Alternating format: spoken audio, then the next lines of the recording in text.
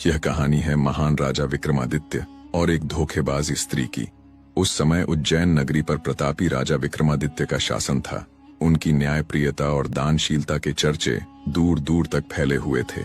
उन्हीं के दरबार में एक ब्राह्मण नौकर था जिसे राजा विशेष आदर देते थे, इतना कि बिना कोई कार्य करवाए वे उसे नियमित रूप से घर बैठे तनख्वाह भिजवाया करते थे। उस ब्राह्मण की पत्नी का नाम सुशीला था। वह बड़ी पतिव्रता स्त्री थी। जब ब्राह्मण को राजा विक्रमादित्य की दी हुई तनख्वाह खाते खाते बहुत दिन गुजर गए तो एक दिन वह अपनी पत्नी से कहने लगा, हे प्रिय, महाराज का दिया हुआ धन खा खाकर कई दिन बीत गए हैं, लेकिन अब तक उन्होंने मुझसे कोई काम नहीं लिया।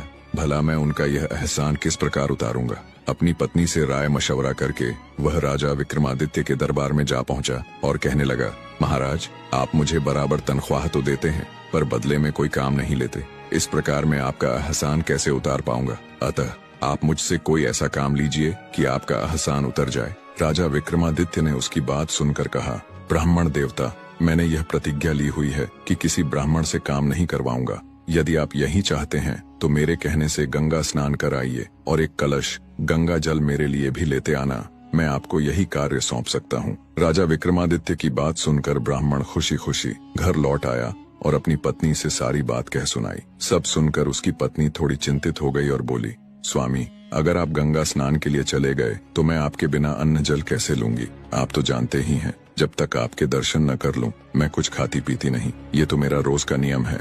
ब्राह्मण ने अपनी पत्नी से कहा, मैं अपनी एक मूर्ति बनवाकर घर में रख देता हूँ। जब तक मैं वापस न आ जाऊं तुम उसी मूर्ति के दर्शन करके काम चला लेना।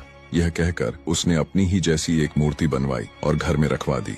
फिर यात्रा का आवश्यक सामान लेकर वह राजा विक्रमादित्य के दरबार में पहुंचा और बोला, महाराज, मैं गंगा स्नान के लिए जा रहा हूँ। अपनी पत्नी को आपकी शरण में छोड़कर जा रहा हूँ। कृपया उसकी सुरक्षा और देखभाल करते रहिएगा। इतना कहकर ब्राह्मण गंगा स्नान के लिए निकल पड़ा। उसे गए अभी कुछ ही समय बीता था कि उसके पड़ोस में अचानक आग लग गई। आग इतनी तेजी से फैली कि पल भर में ब्राह्मण के घर तक पहुंच गई। घबराई हुई ब्राह्मणी दौड़ती हुई उस मूर्ति के पास आई जिसे उसका पति जाते समय छोड़ गया था। वह मूर्ति के सामने खड़ी होकर बोली, स्वामी, आपके घर में आग लग गई है और आप तो यहाँ हैं भी नहीं। घर की मुझे कोई परवाह नहीं, लेकिन मैं आपको कुछ भी होने नहीं दूंगी। यह कहते हुए वह मूर्ति से लिपट गई और उसी जगह पर खड़ी खड़ी जलकर भस्म हो गई। जब राजा विक्रमादित्य को यह दुखद समाचार मिला तो वे बहुत परेशान हो गए। उनके मन में बार बार यही विचार आने लगा, अगर ब्राह्मण लौटकर मुझसे अपनी पत्नी के बारे में पूछेगा तो मैं उसे क्या जवाब दूंगा। इन्हीं चिंता भरे ख्यालों में कई दिन बीत गए। इसी दौरान ब्राह्मण गंगा स्नान करके वापस लौट आया। जब उसने सुना कि उसके घर में आग लग गई थी और उसकी पत्नी उसमें जलकर मर गई